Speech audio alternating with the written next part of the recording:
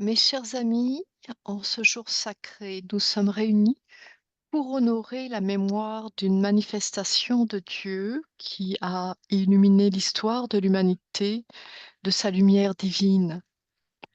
Aujourd'hui, nous commémorons le martyre du Bab, cette aurore de la guidance, cette porte de la connaissance qui a ouvert ses bras au sacrifice suprême pour l'amour de Dieu et de l'humanité. Il y a 174 ans, le 9 juillet 1850, une balle n'a pas seulement traversé un corps mortel, pardon, elle a libéré un esprit éternel qui continue aujourd'hui encore à enflammer nos cœurs et à illuminer nos âmes. Le Bab nous a enseigné que l'amour véritable ne connaît pas de limites, que la foi authentique ne craint aucune épreuve et que la vérité brille d'autant plus fort qu'on tente de l'éteindre. Son sacrifice n'était pas une fin, mais un commencement. Le commencement d'une nouvelle ère de conscience spirituelle pour l'humanité. Aujourd'hui, à travers cette présentation, nous ne contentons pas de regarder vers le passé, nous ouvrons nos cœurs à l'appel éternel du Bab. Soyez mes témoins. Cet appel résonne encore dans nos âmes aujourd'hui. Il nous invite à porter témoignage de sa vérité par nos actes, nos paroles et l'amour que nous manifestons les uns envers les autres. Le Bab nous appelle à être des instruments de paix dans un monde troublé, des sources de lumière dans l'obscurité. Des ponts d'unité là où règne la division et les conflits. Mes amis, préparez vos cœurs à recevoir cette histoire sacrée. Laissez l'exemple du Bab toucher les fibres les plus profondes de votre être. Permettez à son courage d'inspirer votre propre bravoure, à sa foi d'affermir votre conviction et à son amour d'élargir votre capacité d'aimer. Car le véritable hommage que nous pouvons rendre au Bab n'est pas seulement de nous souvenir de son sacrifice, mais de permettre à ce sacrifice de transformer nos propres vies. Chaque fois que nous choisissons l'amour plutôt que la haine, l'unité plutôt que la division, la justice plutôt que l'oppression, nous honorons sa mémoire et nous répondons à son appel éternel. Ensemble, embarquons-nous dans ce voyage spirituel qui nous mènera des cachots sombres de Mako et Chirik jusqu'à la place publique de Tabriz, où l'immortalité a embrassé la mortalité, où l'éternité a touché le temps. Que cette présentation ne soit pas seulement un récit historique, mais une rencontre spirituelle qui transformera nos cœurs et renouvellera notre engagement à servir l'humanité avec amour, un amour inconditionnel que le Bab nous a enseigné. Ouvrons maintenant nos cœurs à cette histoire sacrée, à cette lumière divine qui continue de briller à travers les âges. Bienvenue à cette commémoration du martyre du Bab. Que nos âmes soient touchées et nos cœurs enflammés par son exemple éternel.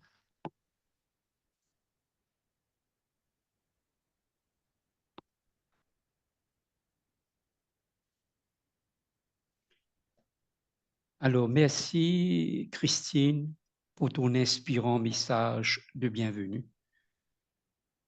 La suite du programme se décline de manière suivante. Il y aura 2 items pour la partie dévotionnelle. D'abord, la lecture des extraits de la tablette à Salman et nous enchaînerons avec une prière révélée par le Bab No One But Thee et mise en musique par Kala Kinglet. Puis, il y aura une présentation sur l'événement du jour, le martyre du Bab.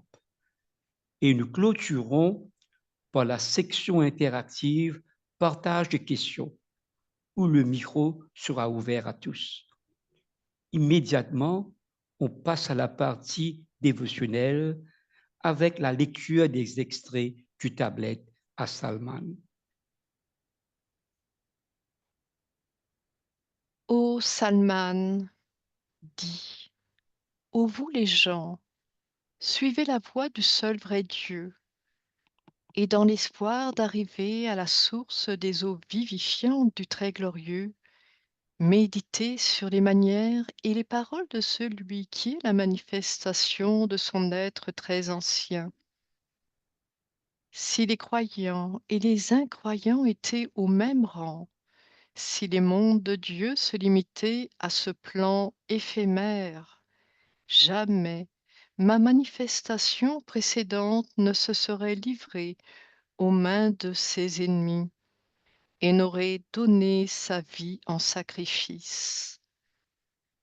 Par la lumière matinale de cette cause, je jure que si les gens avaient eu la moindre idée de la ferveur et du désir qui submergèrent cette beauté souveraine lorsque son temple céleste fut suspendu, tous, dans l'intensité de leur aspiration, offriraient leur âme sur le chemin de cette manifestation de gloire divine. Certes, le sucre est l'aliment du perroquet, alors que la bouse est la plupart du coléoptère. Le corbeau ne partage pas les trilles du rossignol, et la chauve-souris fuit les rayons du soleil.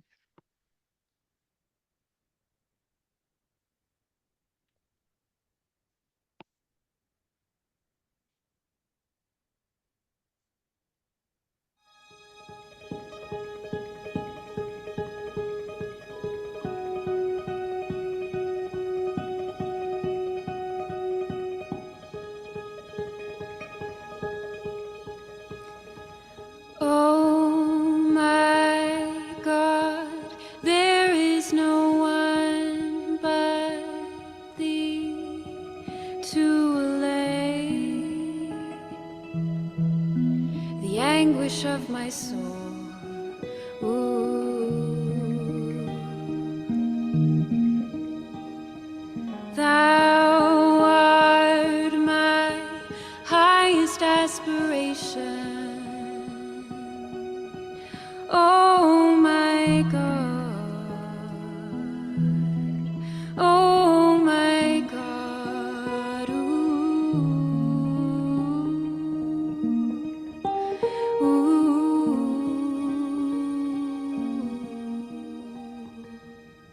My heart is wedded to none save Thee, and such as Thou dost love.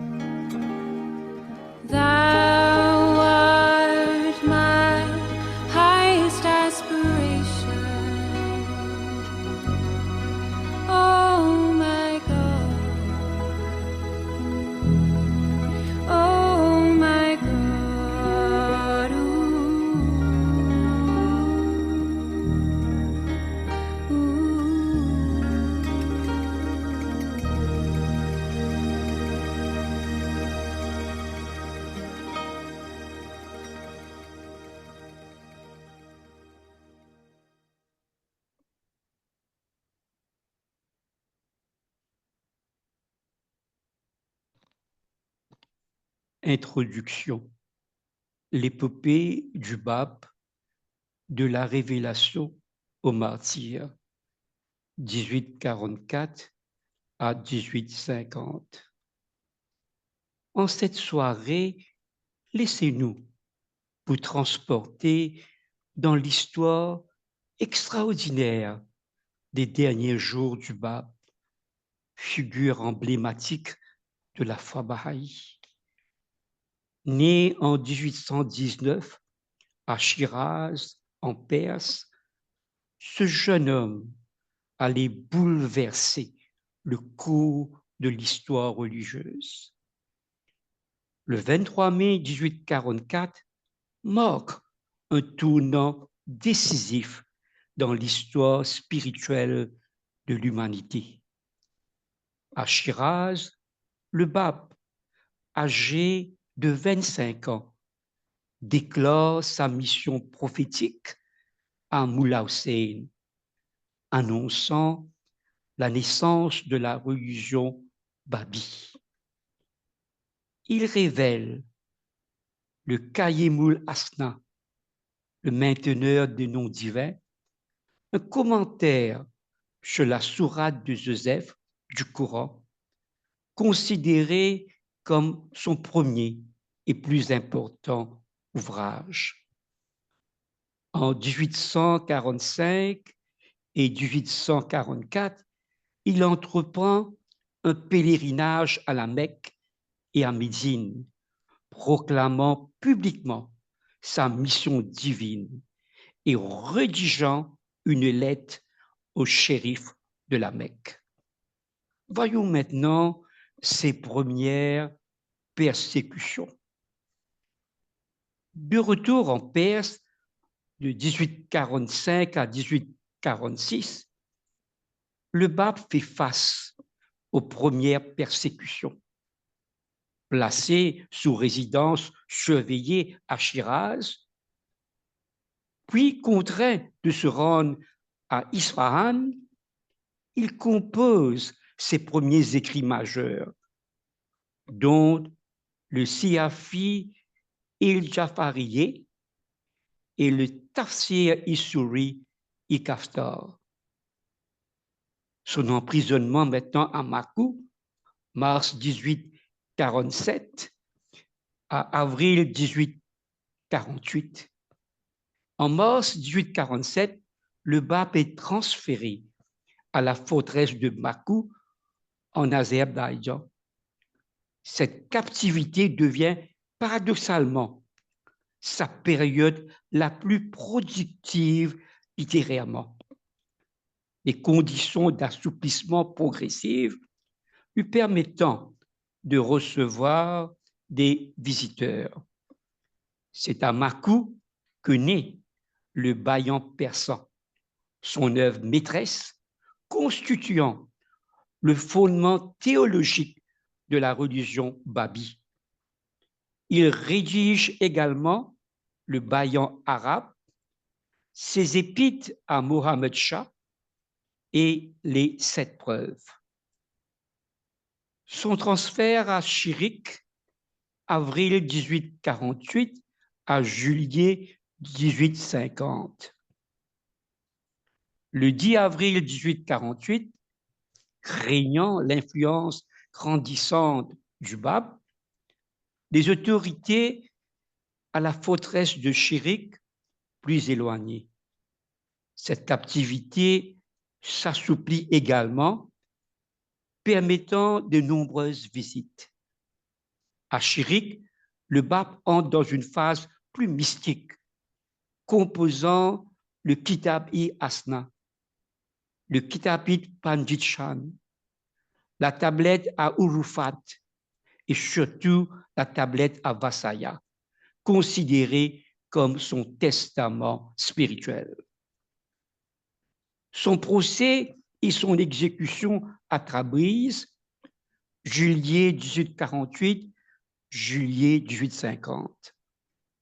En juillet 1848, le Bab est amené à Tabriz pour être jugé. Face au clergé et au prince héritier, il confirme publiquement ses revendications messianiques, scellant son sort. Après le procès, il retourne à Chirik, puis est transféré définitivement à Tabriz pour un emprisonnement de 40 jours. Le 9 juillet 1850, l'histoire trouve son épilogue dramatique. Suspendu avec son disciple Anis, le Bab est exécuté par un détachement de soldats sous les yeux de milliers de personnes. Ce martyr, loin de marquer la fin de son message, inaugure une nouvelle ère spirituelle. Durant ces 6 années de captivité, le Bab a produit la majorité de ses écrits majeurs, malgré des conditions difficiles. Ses œuvres couvrant des thèmes spirituels, juridiques, mystiques et prophétiques préparent la venue de celui que Dieu rendra manifeste, Baha'u'llah, annonçant l'avènement d'une nouvelle foi mondiale. Cette chronologie révèle comment un jeune homme de Shiraz, à travers sa captivité et son sacrifice, a semé les graines d'une révolution spirituelle qui continue d'inspirer le monde aujourd'hui.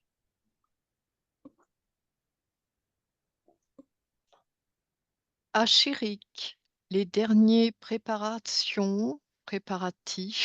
d'une âme lumineuse. Dans la solitude majestueuse du château de Chirik, le Bab poursuivit sa mission divine avec une sérénité qui défiait les geôliers. Jour après jour, il priait et travaillait, son cœur débordant d'une douceur inaltérable qui rayonnait même à travers les barreaux, comme si son âme baignait déjà dans une lumière éternelle. Le destin de la Perse basculait.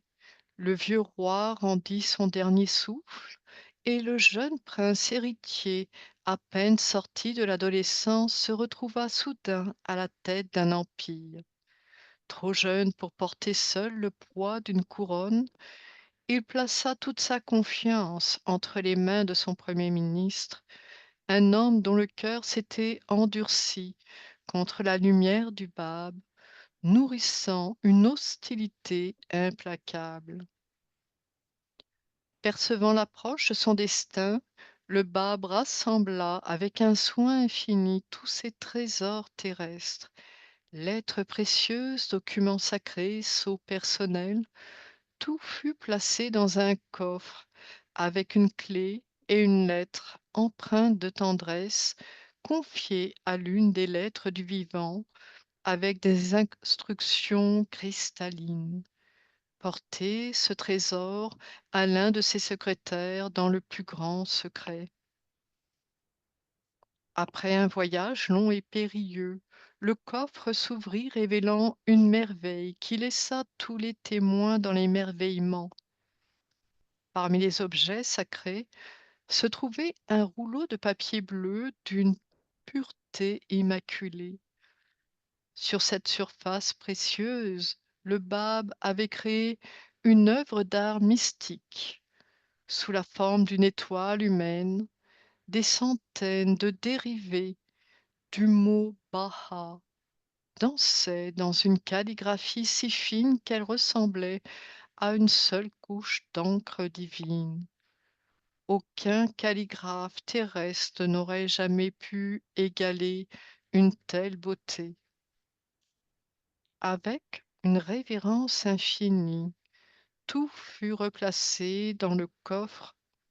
Le secrétaire, le nom du secrétaire du Bab à Chirik était Mirza Kayi Ribaksaz.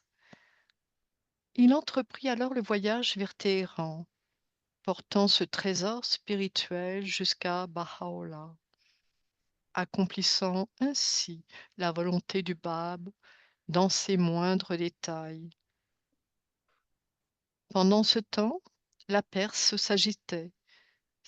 Le peuple murmurait contre l'injustice, criant du traitement infligé au Bab et à ses disciples innocents. Cette effervescence aurait dû alerter le Premier ministre sur la nécessité de rendre justice, mais son cœur endurci ne connaissait que la vengeance. D'abord, il rêva de traîner le Bab à travers tout le pays jusqu'à la capitale, l'exposant aux humiliations publiques. Mais la crainte s'insinua dans son esprit. Et si le Bab transformait cette procession de honte en triomphe spirituel? Et si sa dignité rayonnante convertissait les foules au lieu de les dresser contre lui? Cette peur changea ses plans. Plutôt que risquer un tel retournement, il décida de conduire le Bab à Tabriz pour son exécution, scellant ainsi le sort d'un homme qui savait parfaitement innocent. Dans les corridors du pouvoir, l'injustice prenait forme, préparant l'un des moments les plus sombres et les plus lumineux de l'histoire spirituelle.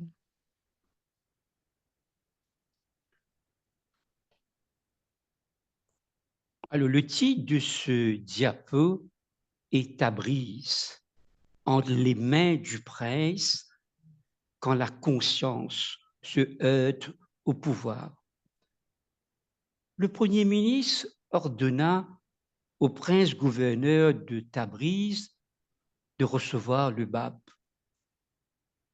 Contrairement aux attentes du pouvoir central, le prince accueillit le Bab avec une humanité touchante, lui offrant l'hospitalité chez l'un de ses amis, espérant secrètement qu'on lui demanderait simplement de renvoyer ce prisonnier d'exception chez lui. Mais 3 jours après l'arrivée du Bab, le frère du Premier ministre fit irruption dans la ville, exigeant une évaluation devant le clergé local. Le clergé refusa catégoriquement de rencontrer le Bab, réclamant directement sa mort.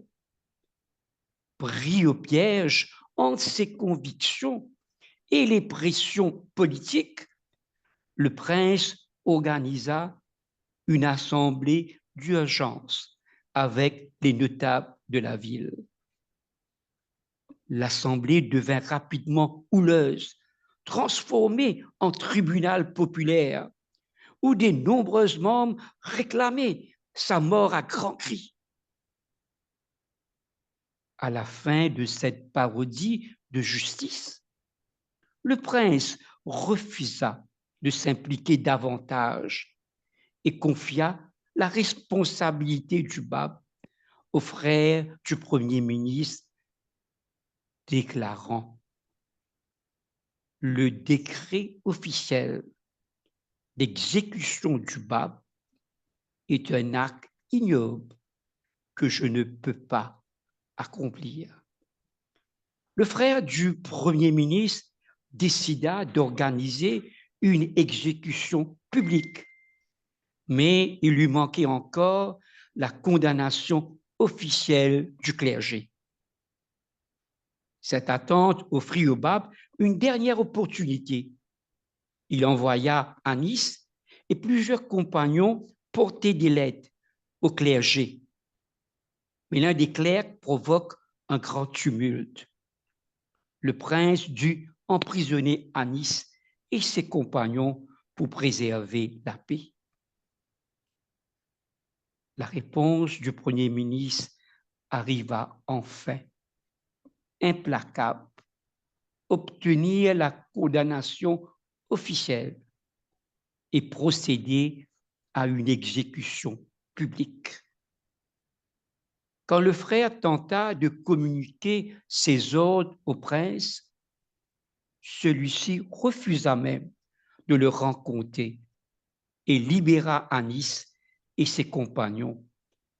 Dernier acte de résistance silencieuse.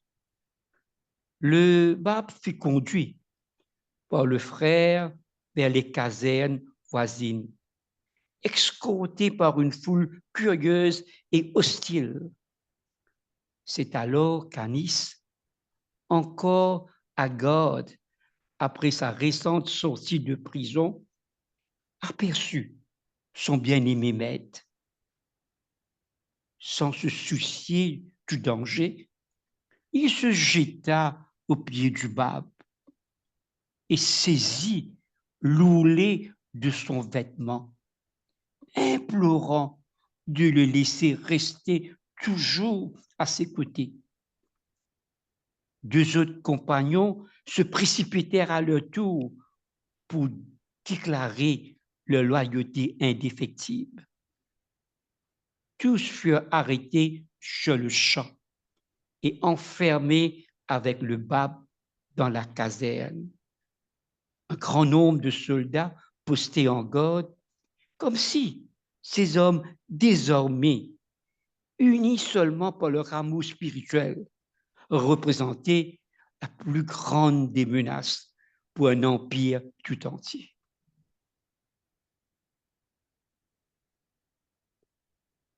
Les derniers jours dans les casernes.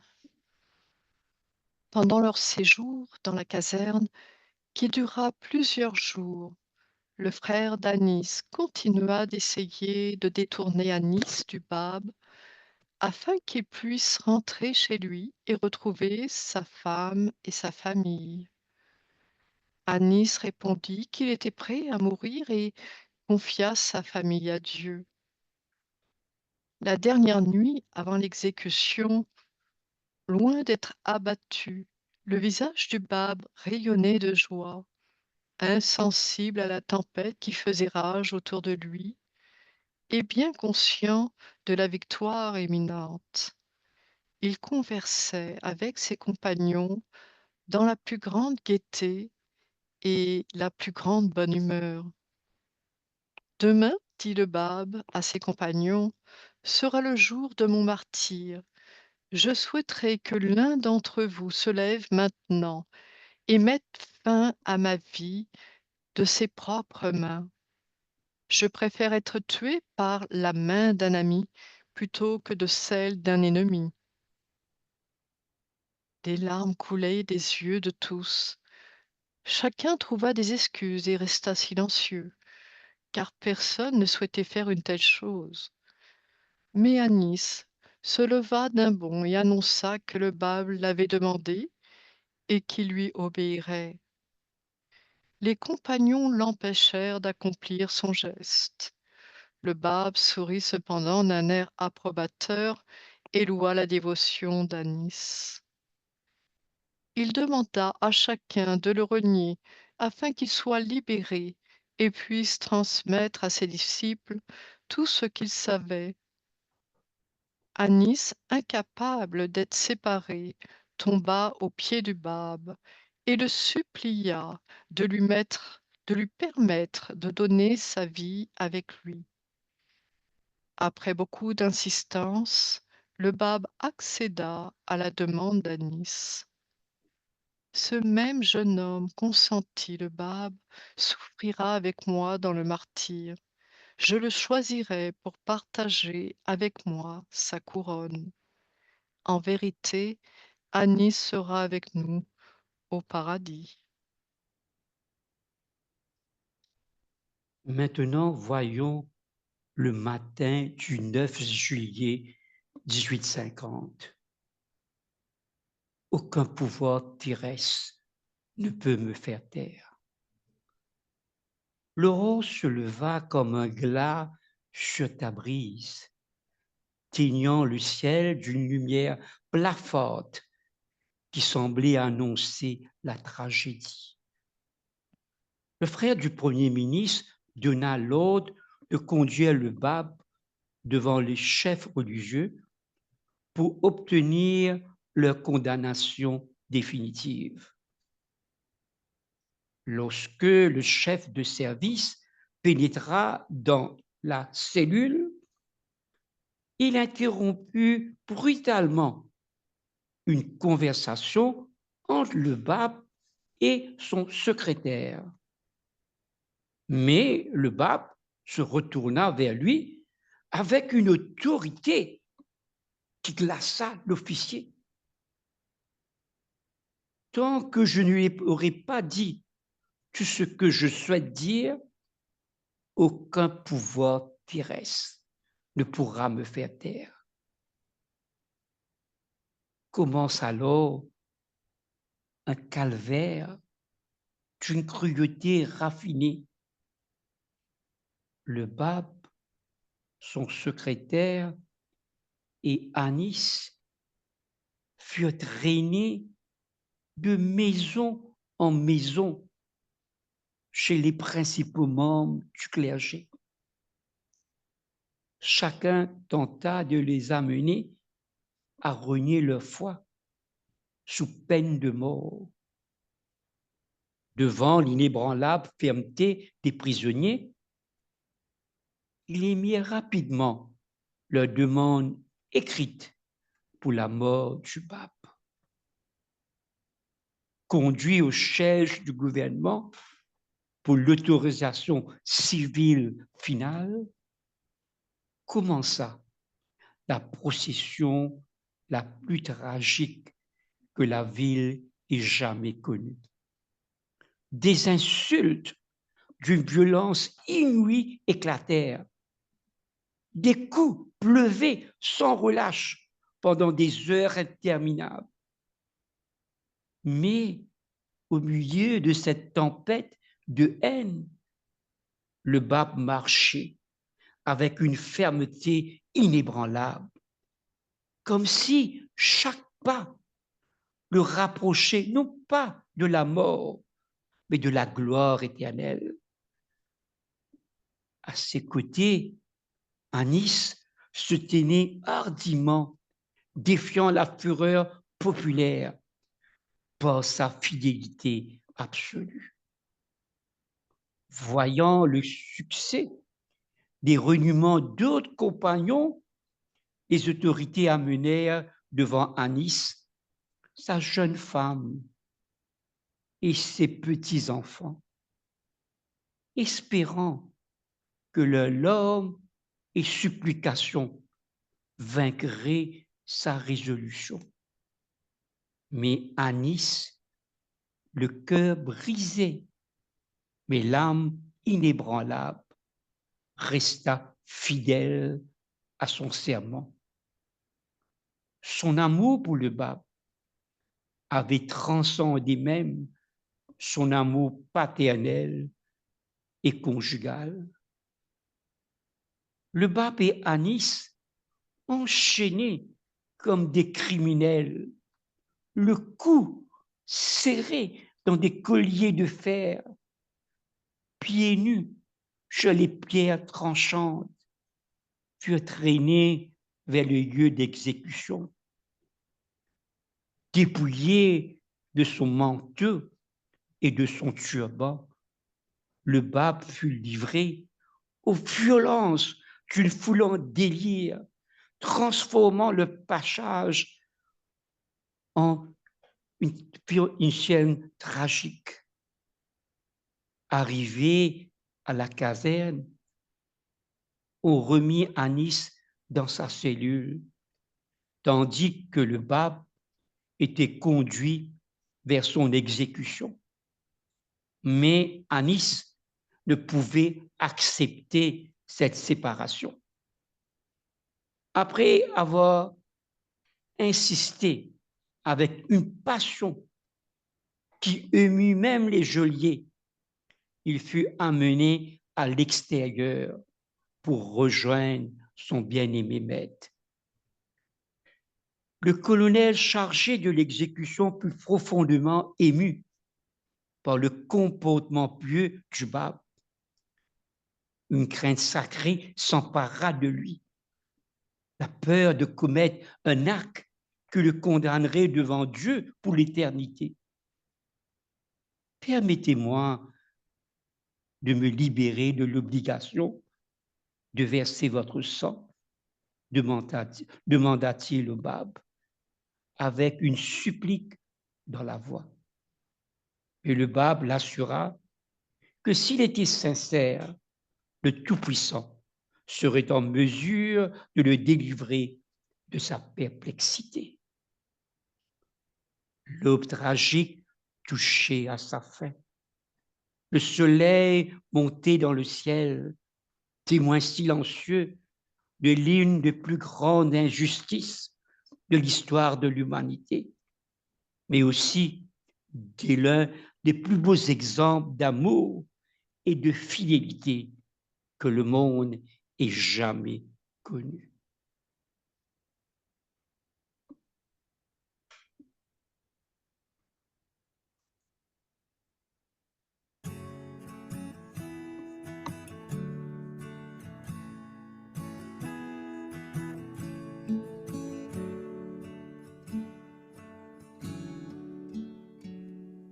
Tears flowed like rain that night.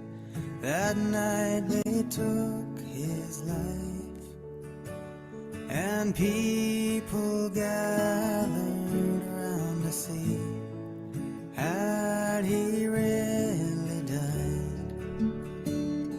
The stars fell and the angels wept. The earth opened up her side with 750 guns, and on his face a smile, and how they tried to conquer what they could not understand, and how their hearts were blinded, for he was more than a man. He was more than a man. The shots were fired, and when the smoke cleared, none could believe their eyes, for standing there unscathed and unhurt was the Bob's companion alive. The Bob himself had vanished and gone.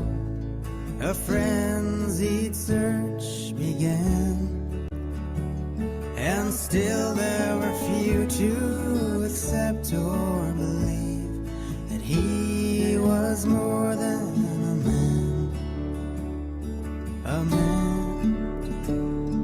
And how they tried to conquer what they could not understand, and how their hearts were blinded, for he was more than a man.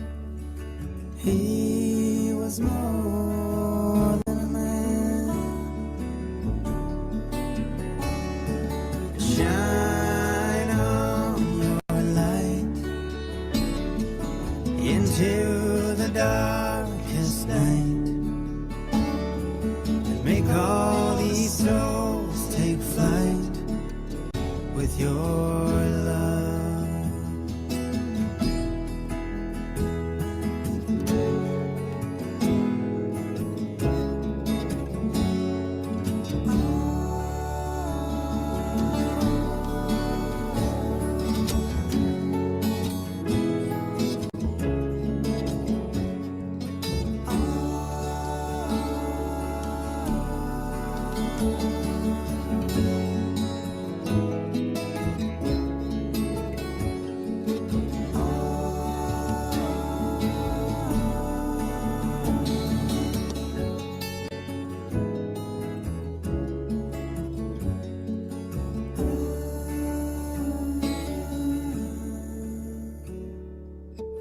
The second time that the shots were fired, darkness obscured the sun.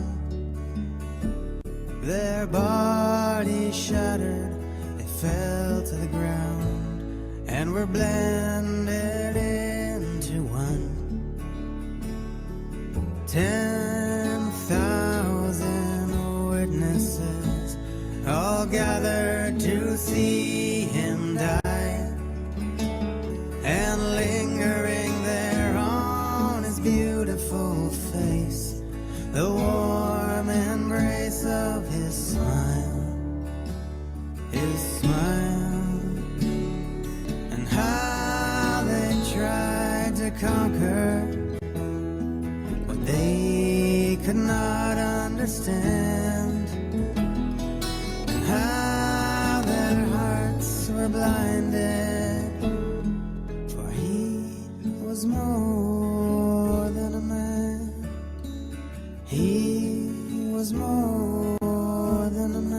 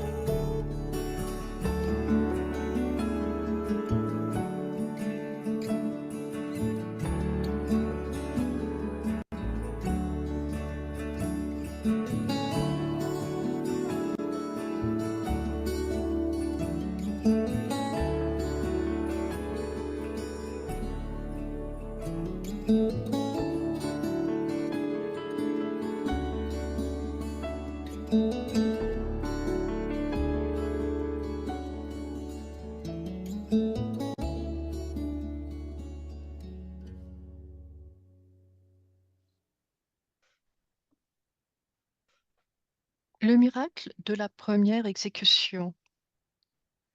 Sur la place du Seigneur de l'âge, le Bab et son disciple Anis furent suspendus à des poteaux comme deux agneaux sacrifiés. Le Bab, d'une beauté saisissante et d'une sérénité brisante, demeurait silencieux, tandis qu'Anis, dans son amour fou, supplia d'être tourné vers les soldats pour voir les balles voler vers lui. L'ultime preuve d'amour, quand Anis implora d'être exécuté avant son maître, demandant même que son visage protège le Bab des balles, l'officier refusa cette offrande d'amour et les attacha ensemble, la tête d'Anis contre la poitrine du Bab, suspendu à 3 mètres du sol, image sublime de deux âmes unies dans l'éternité. Malgré les cris de ses proches qui le déclaraient fou, Anis répondait avec lucidité: Je suis saint d'esprit, parfait dans le service et le sacrifice. L'instant fatidique. Devant 10 000 spectateurs venus assister à ce spectacle sanglant, 3 files de soldats se rangèrent avec leurs fusils. Un disciple du Bab, épée en main, fut soudainement saisi d'une somnolence mystérieuse, comme si les forces célestes paralysaient toute intervention humaine. Dans un silence absolu, où l'on pouvait entendre les battements des cœurs, le colonel donna l'ordre d'exécution. Le dialogue éternel, lorsqu'Anis prononça ces dernières paroles immortelles: Maître, êtes-vous satisfait de moi? Le Bab répondit en arabe: En vérité, Muhammad Ali est avec nous au paradis. Au moment où ces mots sacrés furent prononcés, les mousquets retentirent et Anis s'envola vers son bien-aimé, accomplissant sa destinée. le miracle qui ébranla le monde. Lorsque les soldats tirèrent sur leurs babes, un épais nuage de fumée se forma, mais alors se produisit un miracle défiant toutes les lois de la nature. Les balles libérèrent le babe sans le toucher, le laissant tomber au sol sans une égratignure. Dans cette liberté miraculeuse, il retourna dans sa cellule pour terminer sa conversation avec son secrétaire comme si de rien n'était. Le bouleversement des cœurs. La foule stupéfaite contempla une scène incroyable. Anis était visible à travers la fumée, mais le bab était introuvable. Un tumulte d'émerveillement éclata, la population proclamant que le bab avait disparu, peut-être en s'élevant dans les cieux. Le miracle avait transformé les cœurs plus efficacement que 1000 serments. Ceux qui l'avaient hué une heure auparavant étaient prêts à se rallier à lui. Après une fouille effrénée, un soldat découvrit le bab assis dans sa cellule, occupé à terminer sa conversation interrompue. Son visage affichait un calme imperturbable, indemne de la pluie de balles. Certains disent qu'un soldat porta alors un coup d'épée au bab et que les autres, voyant le sang couler de leurs victimes qui ne résistaient pas, perdurent leur peur et achevèrent leurs œuvres de mort.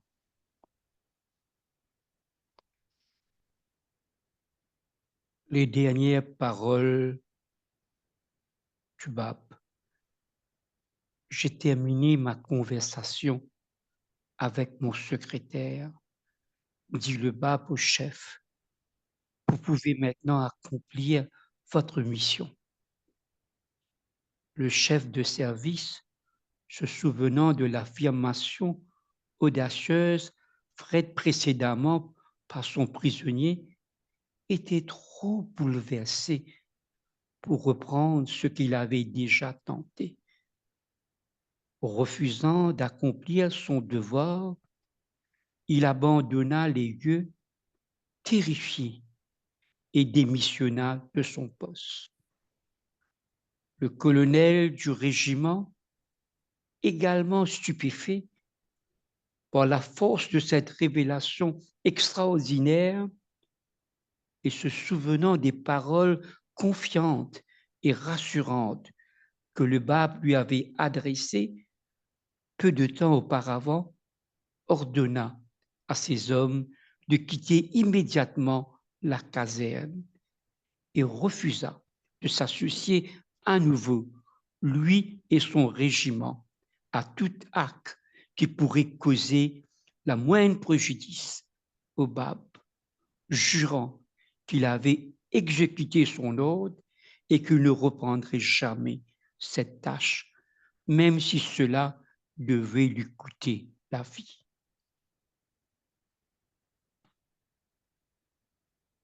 La seconde exécution, le martyre du bab, un sacrifice éternel. Dans la chaleur étouffante de cette journée funeste, alors que les chaînes brisées gisaient au sol comme un témoignage silencieux du miracle qui venait de se produire, le destin du bab se scellait dans la tragédie la plus poignante. Arraché brutalement de sa niche, ce jeune homme aux yeux emplis d'une lumière divine fut traîné devant une foule médusée. Les cordes qui l'avaient lié à son compagnon fidèle, Anis, avaient mystérieusement disparu et cédé lors de sa première salve. Mais les soldats, ivres de rage et d'humiliation, ne pouvaient accepter cette défaite face à l'inexplicable. Suspendu une seconde fois au poteau fatal, le bab rompit enfin le silence qui avait enveloppé ces dernières heures. Sa voix, claire et déchirante, résonna dans l'air comme un chant d'adieu. Ô peuple, ne suis-je pas, après tout, le fils de l'apôtre de Dieu? Ces mots lourds de douleur et de compassion imploraient une humanité qui semblait avoir perdu son âme. Dans un dernier élan d'amour pour ceux qui les condamnaient, il leur offrit ses paroles les plus précieuses. Si vous aviez cru en moi, ô génération de rebelles, chacun d'entre vous aurait suivi l'exemple de ce jeune homme, faisant référence à Anis, ce compagnon courageux qui avait choisi de partager son martyre. L'ordre fatal claqua dans l'air, les fusils crachèrent leur venin mortel, et dans ce moment d'une cruauté inouïe, deux âmes pures s'envolèrent vers l'éternité, leurs corps déchiquetés par les balles, mais leurs visages préservés, dans une paix céleste, un sourire mystérieux illuminant encore les traits du Bab. La foule, témoin de cette barbarie, se dispersa lentement, le cœur lourd, troublé par ce qu'elle venait de voir, car même les plus endurcis sentaient que quelque chose d'extraordinaire venait se briser sous leurs yeux. Le titre de ce diapo est Les restes sacrés, la protection divine continue. Les restes mutilés du Bab et d'Anis furent laissés suspendus à la vue de tous jusqu'au soir.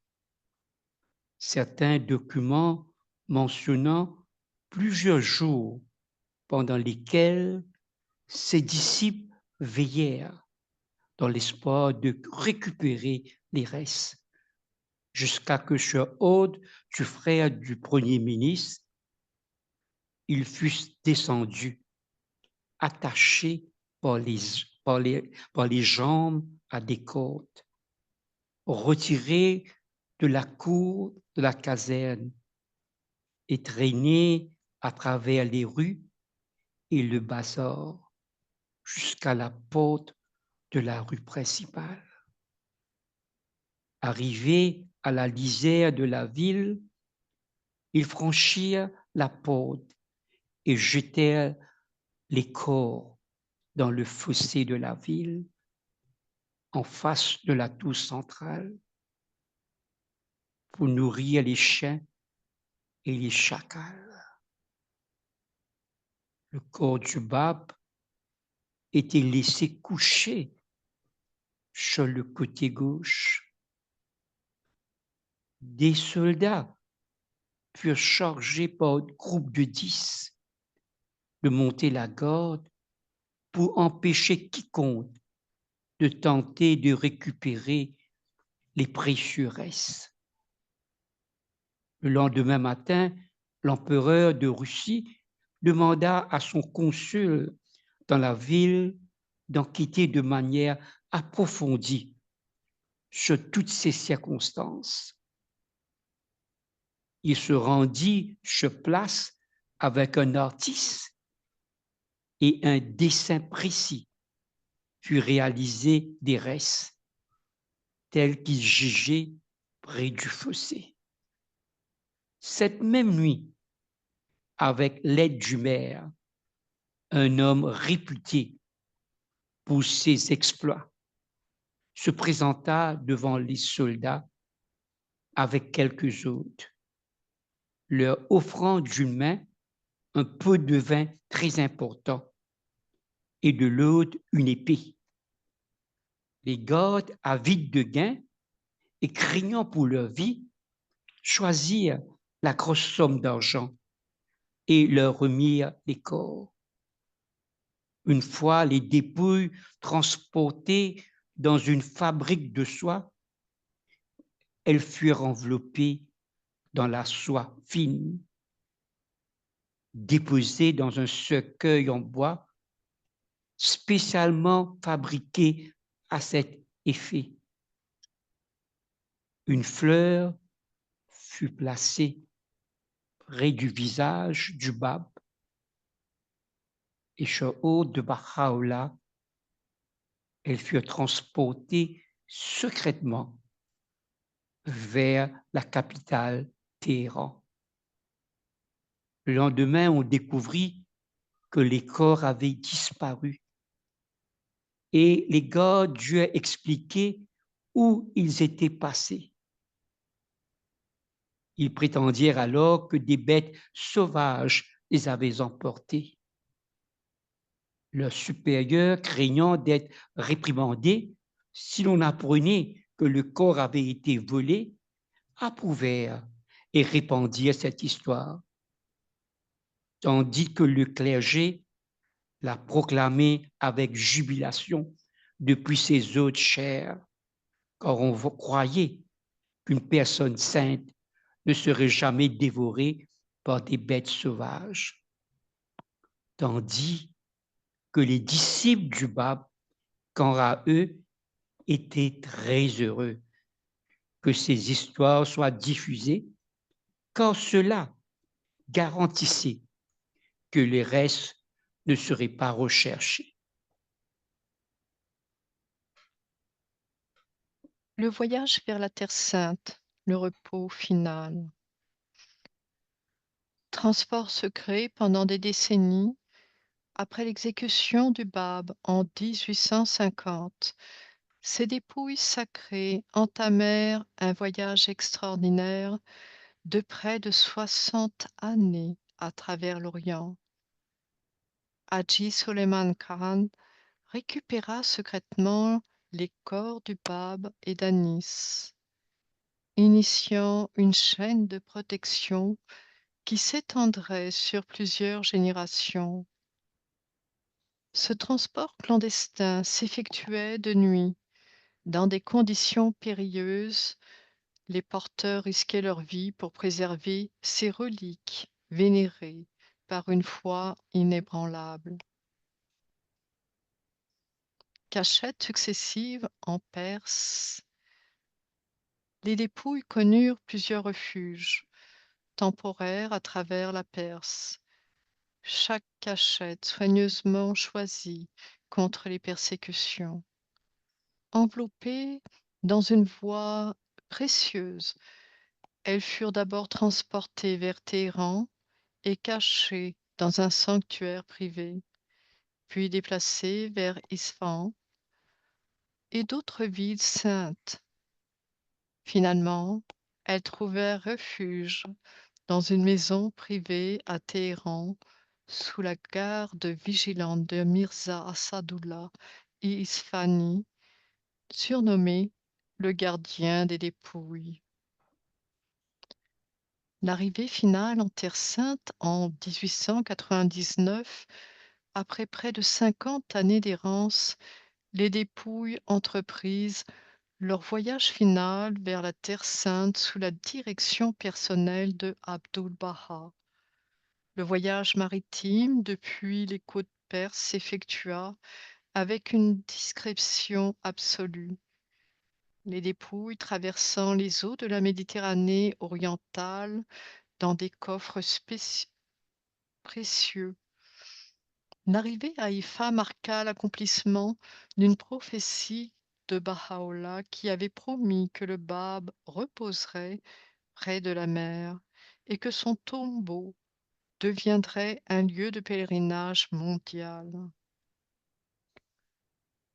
La sépulture sur le mont Caramel, c'est le 21 mars 1909, jour du Nouvel An Bahá'í, que Abdu'l-Baha procéda personnellement à l'inhumation des dépouilles sur les pentes du mont Carmel, exactement à l'endroit désigné par Baha'u'llah.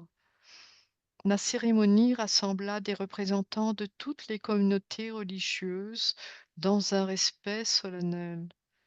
Les mains tremblantes d'émotion, Abdu'l-Baha déposa personnellement les dépouilles dans le sarcophage de marbre blanc déclarant que cette montagne sacrée, honorée par les pas de tous les prophètes, recevrait maintenant les dépouilles de celui qui avait annoncé leur accomplissement.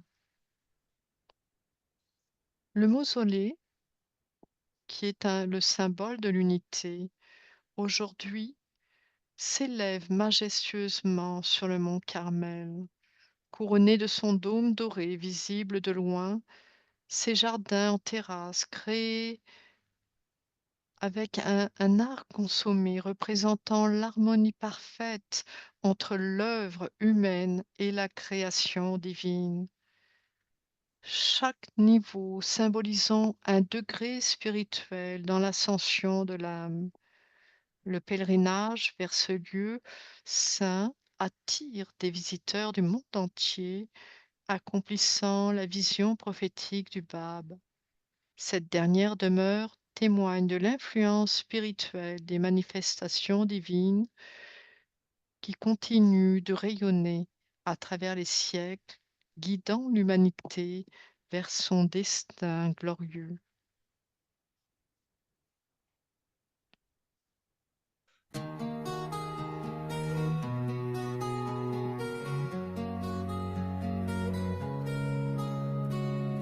Silent room and shower as night, a candle burned with sacred light. A youthful voice so calm, so clear, spoke words the world had longed to hear. He said, I am the promised one, the dawn before the rising sun. And though the world would turn away, he lit the fire that burns today. They tried to silence truth with fear, but still his name is whispered near. On every shore, in every land, a million hearts now take his stand. They chained his voice, they took his life, but could not dim that sacred light. Now on Mount Carmel shines his flame. The world remembers still his name.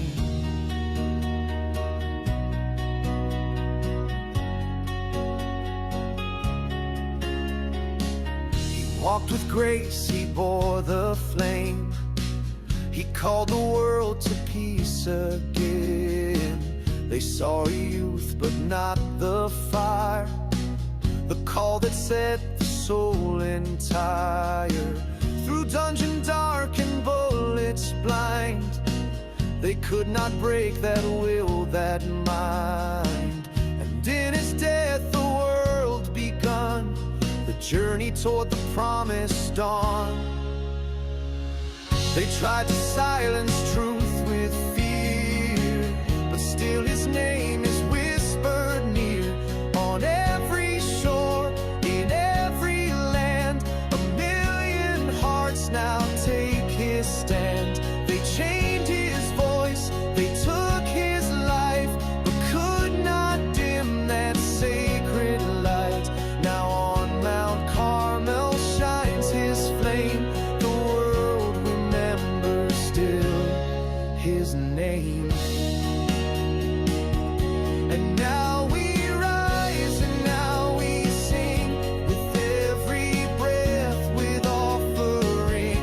For peace he gave, for love he died, a beacon still, the world's true guide.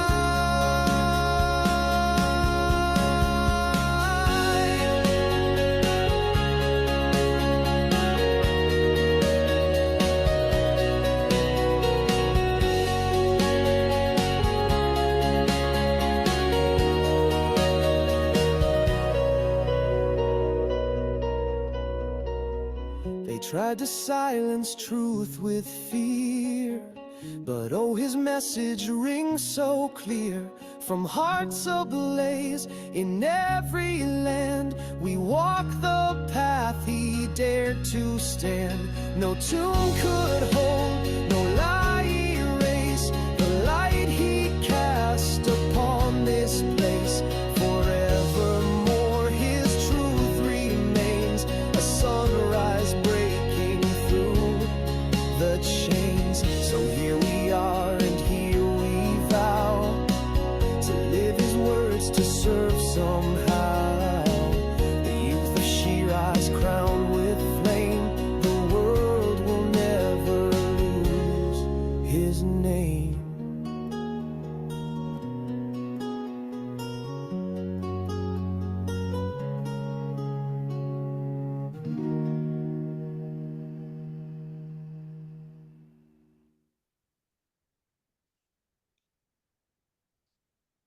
Quiconque lit les récits du martyr de Jésus et du pape remarquera certaines similitudes très intrigantes. Premier, l'âge du pape et la durée de sa mission sont similaires à ceux de Jésus. Tous deux ont subi des procès grotesques dont l'issue était prévisible. Le pape est mis à mort à la veille du Ramadan, exactement comme Jésus est martyrisé la veille du sabbat et de la Pâque pour les mêmes raisons. Le pape, dans un récit défilant à travers la ville Shoronan, rappelle l'entrée de Jésus à Jérusalem. Le pape a subi son martyre à midi, heure à laquelle Jésus a été emmené vers sa mort. Dans tous deux sont suspendus dans les airs. Certains récits décrivent une disposition en forme de croix. Ils ont un compagnon qui va au paradis et les mêmes mots sont prononcés pour leur départ. Le pape demande à ses disciples de renier leur foi, tout comme les disciples de Jésus ont fui et l'ont renié afin que sa foi puisse perdurer. Le pape et Jésus démontrent tous deux un pouvoir sur le martyr qui montre qu'il choisissait d'une mort volontaire. Tous deux sont représentés comme étant frappés par une épée ou une lance. La disparition du pape devant le peuple est similaire à la disparition de Jésus du tombeau. Une longue obscurité et d'autres phénomènes naturels sur la mort du pape et de Jésus. Des gardes sont postés près des corps du pape et de Jésus, afin que ceux-ci ne soient pas emportés. Mais tous deux échouèrent dans leur mission. Le corps du pape et de Jésus sont tous deux retrouvés disparus. Des gardes sont postés près du corps du pape et de Jésus afin que leur corps ne soit pas emporté. Mais tous deux échouèrent dans leur mission. Dans les deux cas, une excuse est répandue pour couvrir leur disparition.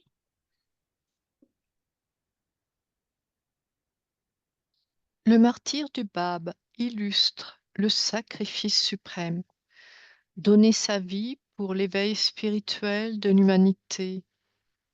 Ce geste transcende l'individu pour devenir un acte cosmique, ouvrant une nouvelle ère spirituelle.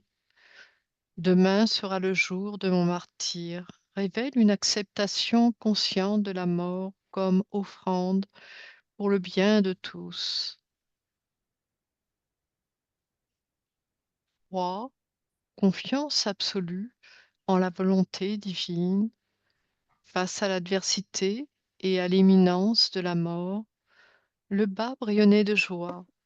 Cette sérénité témoigne d'une foi inébranlable qui dépasse la compréhension humaine ordinaire. Sa confiance transforme la tragédie apparente en victoire spirituelle, montrant que la vraie force réside dans l'abandon total à Dieu. Pour l'amour, il y a la dévotion parfaite d'Anis. L'amour transcende l'attachement humain pour devenir un amour divin pur. Sa détermination à mourir aux côtés de son bien-aimé révèle l'amour qui vainc la mort. Je le choisirai pour partager avec moi sa couronne, consacre l'union éternelle entre l'âme fidèle et son Créateur. Pour la vérité, aucun pouvoir ne peut étouffer la lumière divine, aucun pouvoir terrestre ne pourra me faire taire. Cette déclaration prophétique s'accomplit à travers les siècles. La vérité divine ne peut être détruite par la violence humaine. Le martyr devient la preuve ultime que les chaînes physiques ne peuvent emprisonner l'esprit et que la lumière divine triomphe toujours des ténèbres. En ce qui concerne l'espoir, la mort physique n'est qu'un passage. En vérité, Anis sera avec nous au paradis, révèle la continuité de l'existence au-delà de la mort physique. Le martyr n'est pas une fin, mais une transformation. Cette perspective transforme la douleur en espoir, montrant que ceux qui donnent leur vie pour la vérité accèdent à une existence supérieure où l'amour et la vérité règnent éternellement. L'exemple de l'Éternel, le martyr du Bab et d'Anis, offre à l'humanité un modèle intemporel de courage spirituel, montrant que l'amour véritable transcende la mort, la foi authentique transforme la souffrance en joie, le sacrifice conscient devient source de renaissance, la vérité divine est indestructible et l'espoir en l'au-delà donne sens à toutes les épreuves terrestres. Voyons l'héritage du Bab. La lumière continue de briller.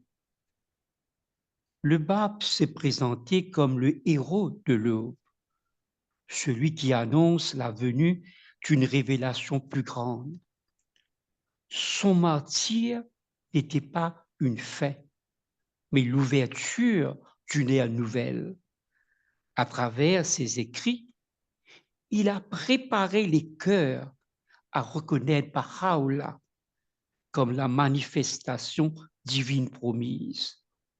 Je suis le point primordial, d'où ont été générées toutes les choses créées, révèle sa fonction de catalyseur spirituel pour une transformation mondiale. Le Bab a brisé les chaînes de l'orthodoxie religieuse figée. Il a proclamé que toutes les religions proviennent de la même source divine et que leurs différences massent une vérité universelle.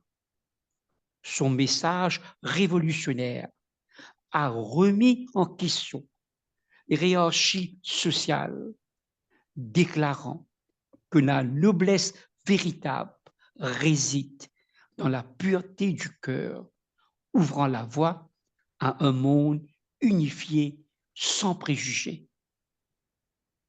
Dans une société où les femmes étaient marginalisées, le Bab a proclamé l'égalité spirituelle fondamentale entre hommes et femmes. Il a déclaré que les âmes n'ont pas de sexe et que les capacités spirituelles sont également distribuées. Cette vision égalitaire a posé les fondements pour l'émancipation féminine et la reconnaissance que le progrès de l'humanité dépend de l'égalité effective entre tous les êtres humains. Le Bab a proclamé que l'humanité forme une seule famille et que les divisions nationales, raciales et tribales sont des constructions artificielles. Cette vision prophétique anticipait la mondialisation et la nécessité d'une gouvernance mondial basé sur la justice. Vous êtes tous les fruits d'un même arbre et les feuilles d'une même branche. Illustre l'interdépendance fondamentale de tous les êtres humains. Le pape a dénoncé l'injustice systémique et rappelé à une transformation radicale des structures sociales. Il a prôné l'élimination de la pauvreté et le partage équitable des ressources planétaires. Sa vision de la justice transcende les réformes superficielles pour exiger une régénération spirituelle complète, unissant développement spirituel et progrès social. L'héritage du pape continue de rayonner à travers les communautés Baha'i mondiales qui s'efforcent de matérialiser sa vision. Ces enseignements ont semé les graines d'une civilisation future basée sur l'harmonie entre science et religion, l'éducation universelle, la consultation comme méthode de décision, l'unité dans la diversité et la paix mondiale comme but ultime. Le martyre du pape n'a pas éteint sa lumière. Il l'a transformée en brasier qui continue d'éclairer le chemin vers l'âge d'or de l'humanité.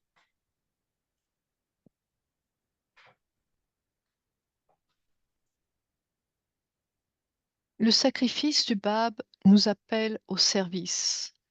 Le martyre du Bab en 1850 transforme l'événement historique pour devenir un appel permanent au service de l'humanité.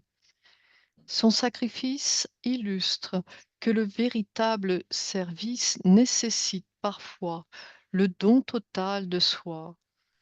Aujourd'hui, cet appel résonne dans notre engagement envers la justice sociale, l'éducation et l'amélioration des conditions de vie.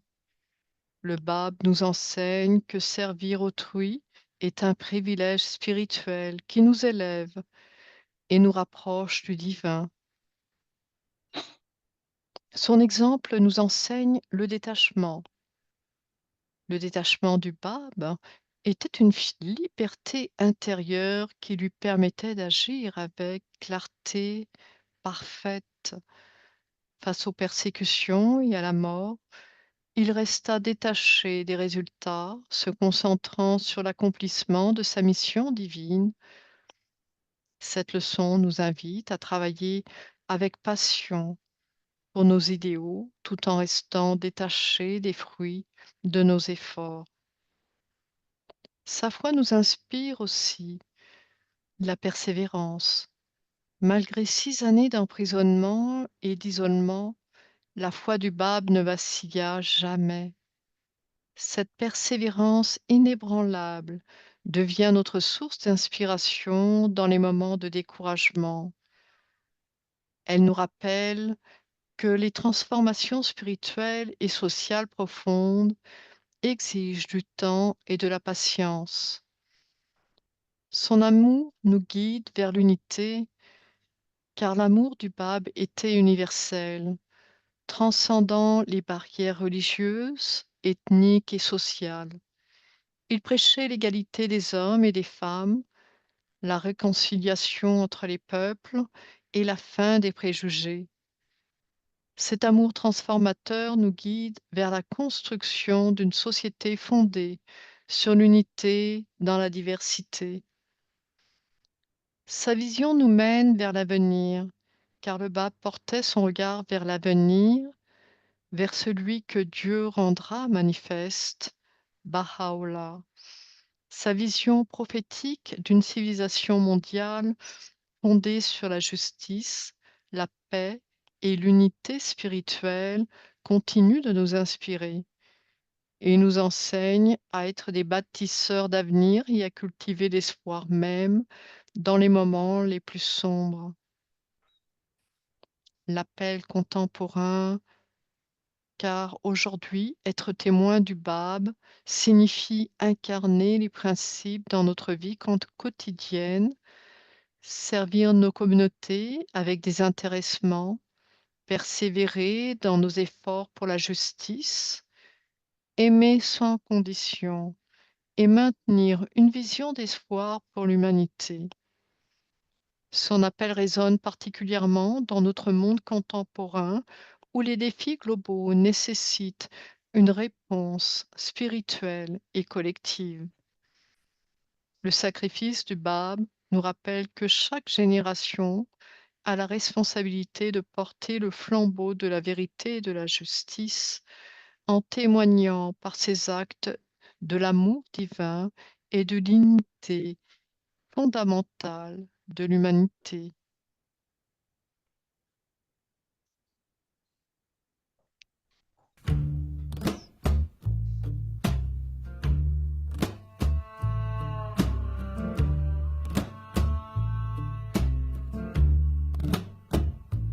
When the bar was in his cell, sharing his final words from the citadel, but the guards dragged him away. 750 soldiers prepared to do the deed. It was a public execution that would proceed. So they suspended the prisoner against a barrack wall and placed a young follower across his chest. The assembled masses saw the greatest miracle that's ever been. As the bullets flew from the guns, the soldiers clutched. And when the smoke finally cleared, they were shocked to see an amazing scene. The Bab had vanished and the youth was untouched. They searched high and low, trying to find the Bab. They were surprised to find him back in his cell. With his mission now complete, he said they could do their deed, finishing his final guidance and his last farewell. And so they resuspended the youth and the Bab, but the soldiers now refuse to do their job. So a new regiment executed the final plan, and with his earthly mission done, the Bab's message was there for everyone. The assembled masses saw the greatest miracle that's ever been. As the bullets flew from the guns, the soldiers clutched. And when the smoke finally cleared, they were shocked to see an amazing scene. The Bab had vanished and the youth was untouched. The Bab had vanished and the youth was untouched.